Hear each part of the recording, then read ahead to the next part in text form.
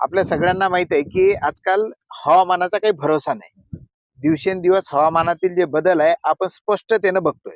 म्हणजे आता जसं यावर्षीचं उदाहरण घेतलं तर अति पाऊस आहे, कमी वेळेत आहे, अचानक पाऊस येतोय. आणि मग या बदलत्या हवामानामध्ये रिस्क सुद्धा खूप मोठी आहे, नुकसान सुद्धा खूप मोठं होतं. आणि मग या नुकसानीला किंवा या हवामान बदलाला सामान्य शेतकरी कसा सामोरं जाऊ शकेल, या दृष्टीनं हा प्रकल्प आपल्या राज्यामध्ये राबवण्यात येत आहे. आणि त्यापैकीच एक कासोडा गाव आहे. यामध्ये अनेक टेक्नॉलॉजी आहेत ज्या हवामान बदलाला अनुकूल आहेत आणि ज्यामुळे रिस्क जे आहे शेतीमध्ये पीक घेत असतानाची कमी होत आहे. तर अशीच एक टेक्नॉलॉजी या ठिकाणी रामेश्वर भाऊ ठाकरेंनी यांच्या शेतामध्ये वापरलेली आहे आणि ती म्हणजे शून्य मशागत पद्धत. रामेश्वर भाऊ, ही पद्धत आपण कधीपासून वापरताय? मी 2023 पासून वापरतो. 2023 पासून.